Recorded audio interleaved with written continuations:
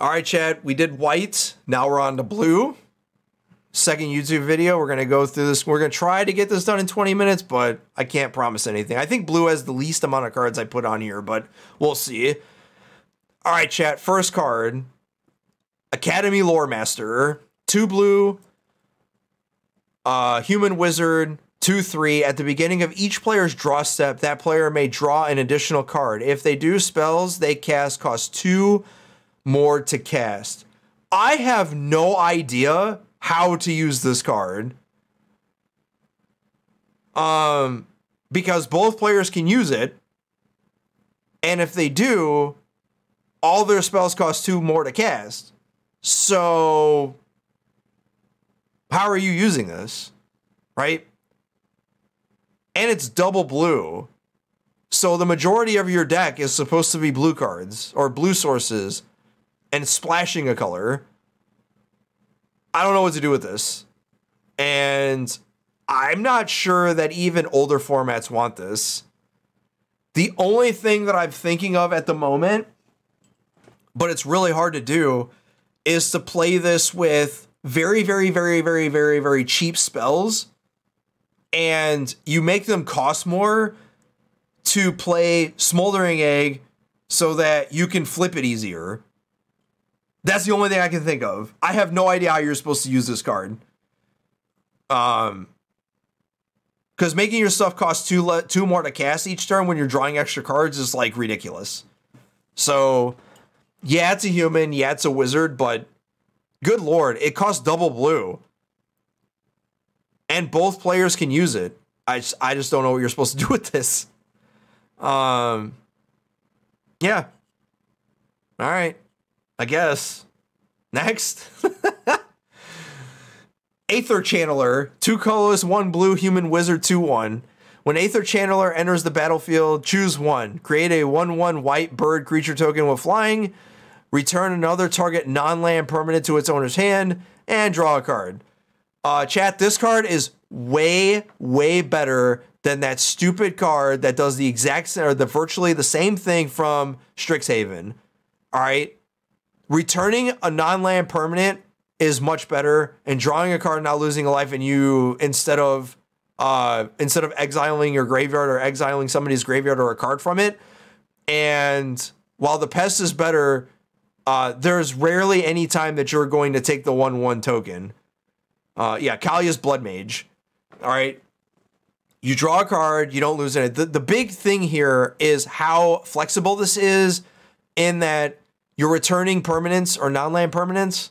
So enchantments, artifacts, anything on your battlefield or theirs. And if you need the card in the late game, you just draw it. Right? So in standard, this card is much better in context of the format being at the lowest or the smallest card pool, and there's not really too many busted strats that we know of so far.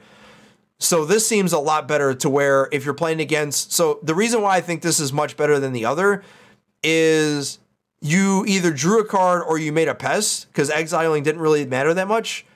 And in this context, you're bouncing... So like, against Fable, this card's absurd. They play Fable, you bounce their token, and you have a 2/2, right? And if you're able to blink this or bounce it or reuse it, it's even better. And drawing a card is better than losing a life and drawing a card. So, and in older formats, being able to collect a company, this is kind of relevant. All right? And if you're against control decks that don't really have that many permanents, you get to draw extra cards, and it's a 2/1. Defiler of Dreams, this is the blue one. 2 blue, 3 colorless, Phyrexian Sphinx, 4/3 flying. As an additional cost to the blue permanents, this basically is the same as the white in that 1 blue pip now becomes a Phyrexian mana. Phyrexian mana is you either pay the pip in land or you pay 2 life.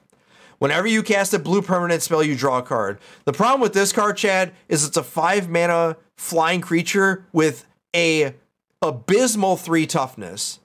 Chat, there was a card in Guilds of Ravnica. Was it Guilds of Ravnica or... Is it Guilds or Return?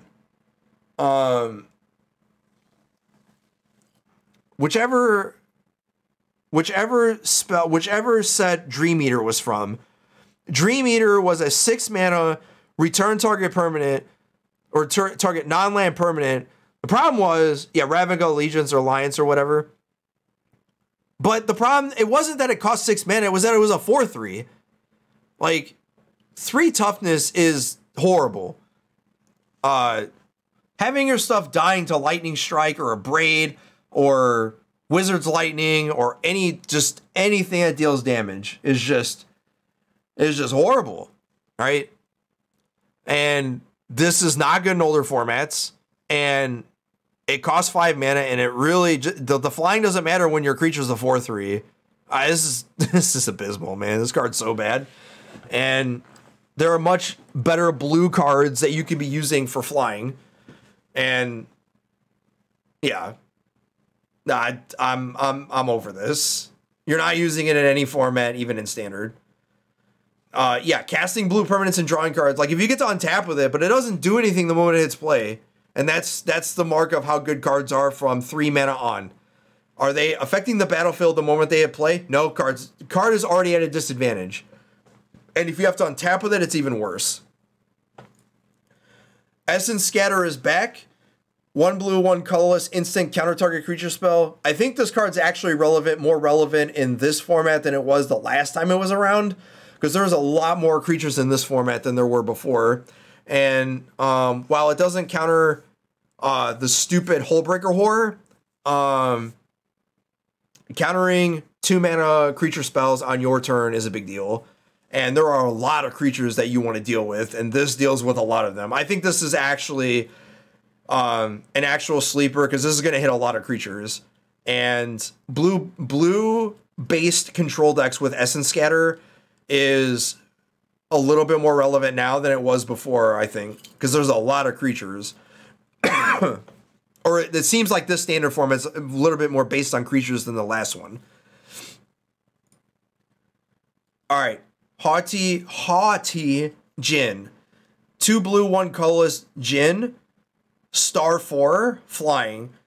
Djinn's power is equal to the number of instant and sorcery cards in your graveyard. Instant and sorcery spells you cast cost 1 less to cast. Imagine if you were playing Enigma Drake, but it had this flavor text of your spells now cost 1 less to cast, as in your instant and sorceries. This card's absurd.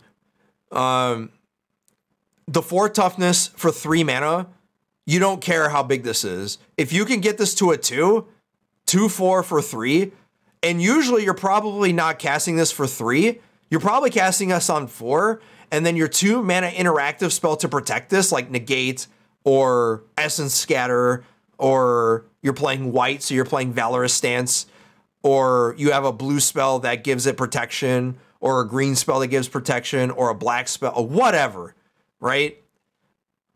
You're probably playing this on 4 and having your kind of like how you play with Nanada, or you play both, right? And you're playing a bunch of instant and sorcery spells. So yeah, I like this card a lot.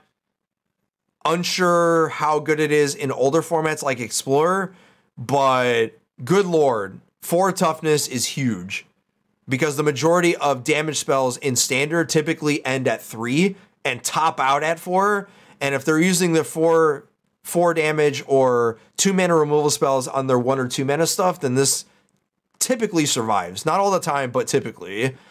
And reducing your spells is huge, especially when you're not playing this on 3. You can, and this ironically is a 3 mana spell. So if you're playing blue white, you're playing the Angel, this gets recast.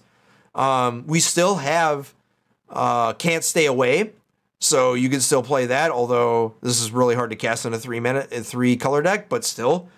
And it's still an instant or sorcery. So this card seems really good. I already have a deck with this, with a bunch of spells and Smoldering Egg in them as a template.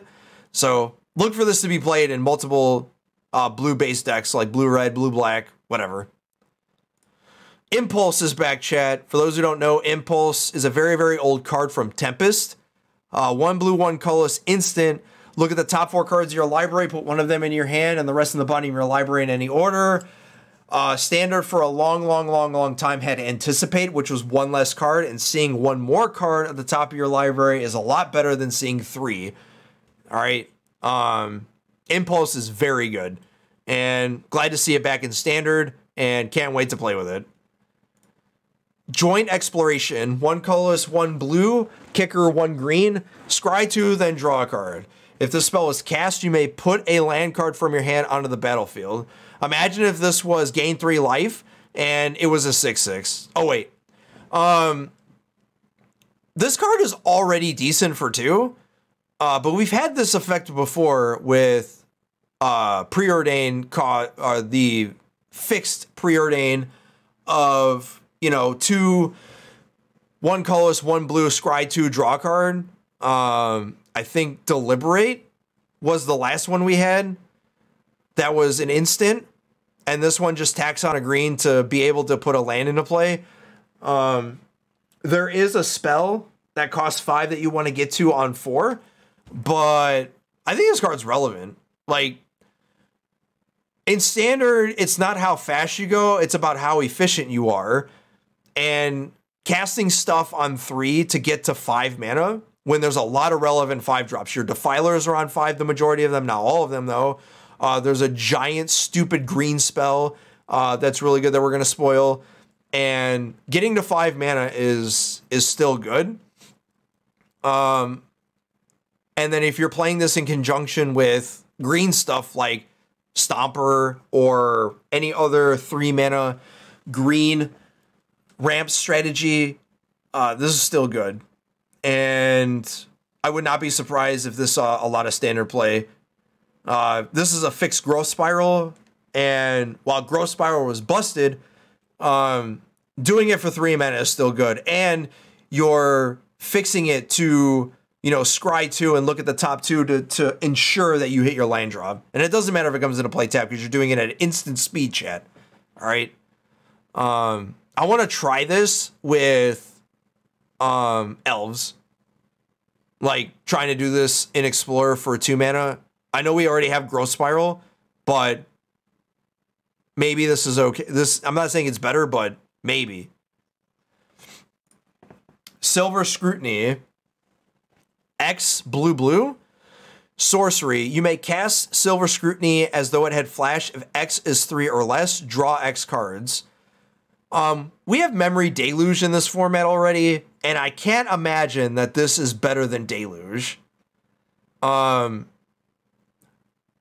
Is there anything in the world where you want to play this over Deluge?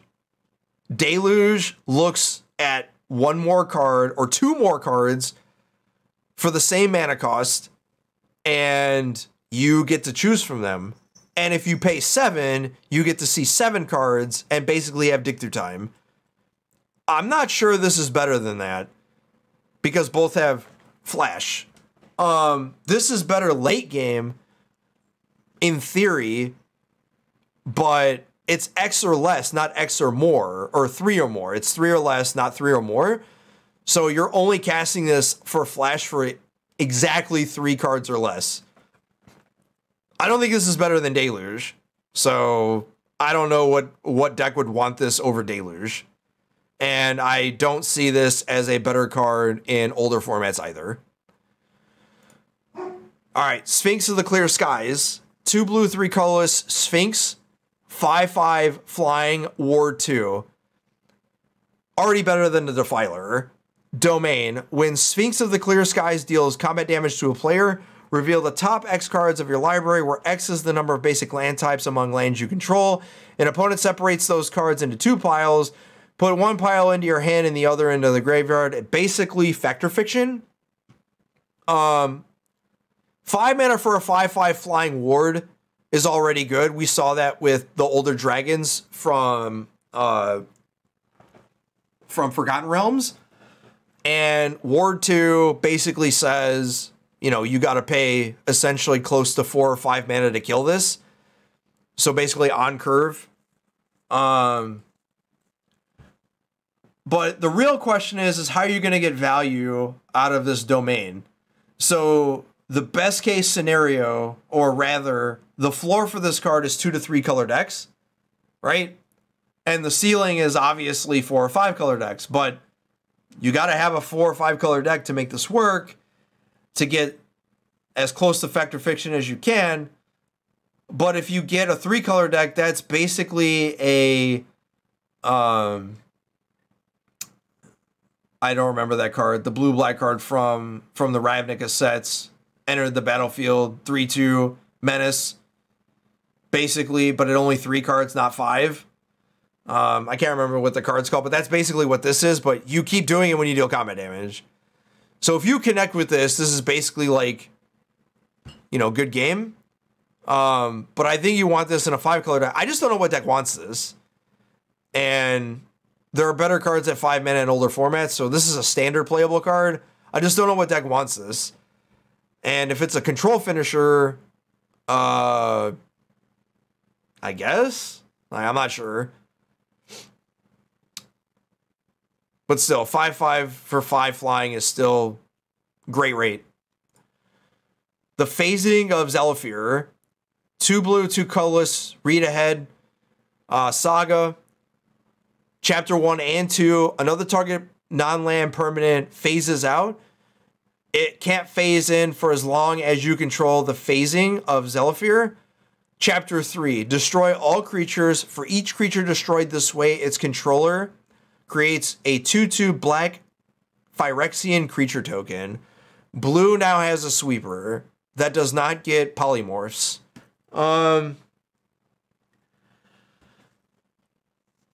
I have no idea how good this card is.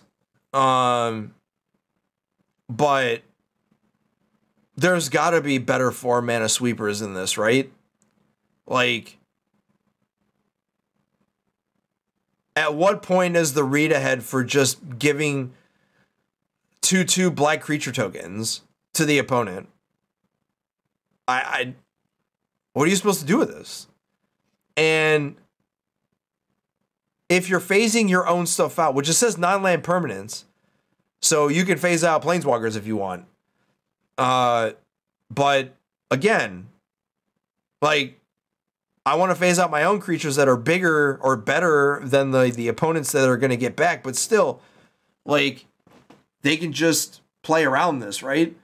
So I don't know how good this is going to be, because while it is a 4 mana sweeper, like, I don't want to give my opponents 2/2 creatures after I swept the board, especially if they're better than the stuff I already have.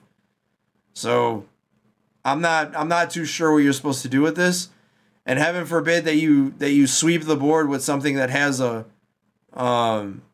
indestructible. You won't get the black creature token, but still. I don't know. I'm not sold on this card. Talarian Terror, 6 colorless, 1 blue serpent. 5/5. This spell costs 1 less to cast for each instant and sorcery in your graveyard, Ward 2. We've seen cards like this before, and the majority of them cost 2, and it's just like a 5/5.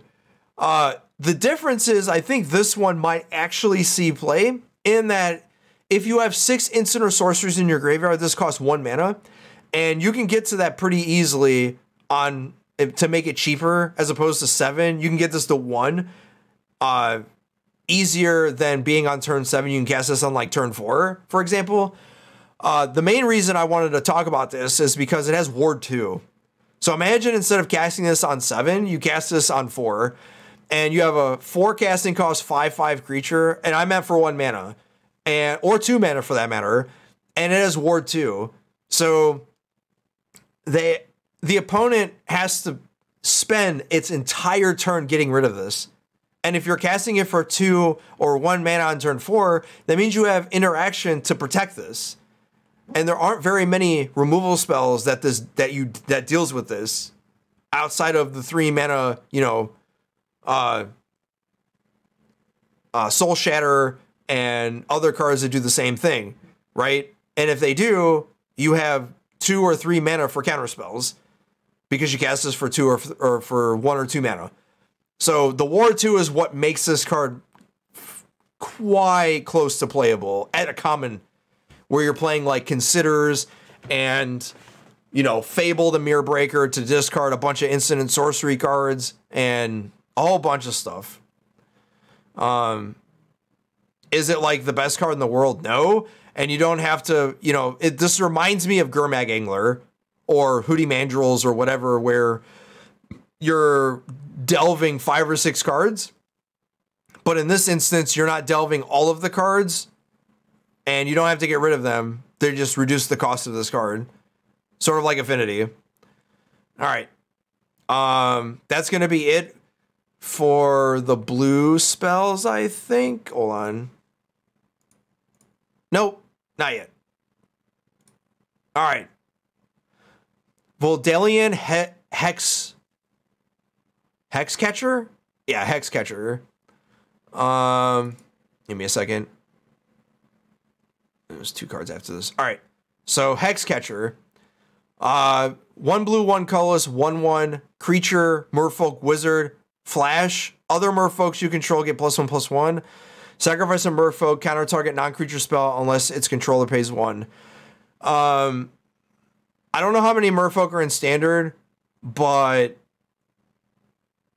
this is more relevant in the older formats, like Modern and Pioneer and Explorer and Historic, where you have, you know, Lord of Atlantis and many other merfolks that are lords. And as if merfolk needed any more lords, turning all of your merfolk into Curse Catcher is not like the greatest thing in the world, but turning all of them, even its own or itself, into a Curse Catcher is, I'm not going to say it's not relevant, but turning your worst merfolk into, you know, Jar's Disruption or Censor is kind of relevant in that if you have enough lords, then you can, you know, counter sweepers and not worry about it. Especially if you have collected companies and you could still use this to counter some stuff. I'm not sure how good this is in standard. And as I said, all of these are a cycle. And this is probably the worst one in standard. Maybe. Or the white one. Because there's not very many good merfolks or not that many good soldiers. And it's pretty close. But in older formats where merfolks matter, this one's pretty good. Yeah, there's not much about this. I'm not a merfolk player, so I imagine the fish players in Historic and Explorer might actually like this, but eh. Voldalian Mindsinger. 2 blue, 1 colorless, 2/2 merfolk wizard. Oh, it is a merfolk. Interesting. Kicker. 1 red, 1 colorless, and or 1 green, 1 colorless. Voldalian Mindsinger enters the battlefield with 2 +1/+1 counters on it for each time it was kicked. So at most, it'll become a 6/6. When Mindsinger enters the battlefield, gain control of target creature with power less than Mindsinger's power for as long as you control Mindsinger. Essentially, a Threads of Disloyalty or Sower of Temptation, but this is for 3 mana. This card is very good. It scales into the late game, albeit you have to play, you know, multiple colors, but chat for 6 mana or for 7 mana, you could take a 6-power creature. You can take a bunch of stuff. In older formats like Explorer, you're taking Gargaroth, you're taking it is creature, so Glorybringer, bunch of stuff, right? And Coma's a 6/6, so you can take that too. In standard, this just seems obnoxious, where you're just like, it seems like blue has like all of this stuff. You know, you have Mindsinger, you have Invoke the Winds. There's a couple others that say gain control of stuff. So I wonder if there's a mono blue deck that splashes colors to take stuff, because this card's good and it scales. I more care about this in standard than older formats, but still, being able to play a mid-range game where you're just taking their best thing on the battlefield that's a creature is a big deal. And the bigger it gets, the harder it is to kill. And There aren't that many good removal spells in this format, chat. There aren't. All right. The bigger this gets, the harder it is to kill. And when you're taking their best thing and it's a 6/6, look out. Look for this to see play. This is very good. All right. So try to get it to 20. Only made it 25 minutes. This is the blue. We're going to move on to black. So for the YouTubers, we're going to stop the blue here. And don't forget, like, comment, subscribe. If you thought of a card that I didn't talk about that probably has some constructed, standard, or explore or any other format of play, all right, don't forget, do the comments, like, comment, subscribe, Twitch, everything in the description below, and we're gonna move on to black. All right.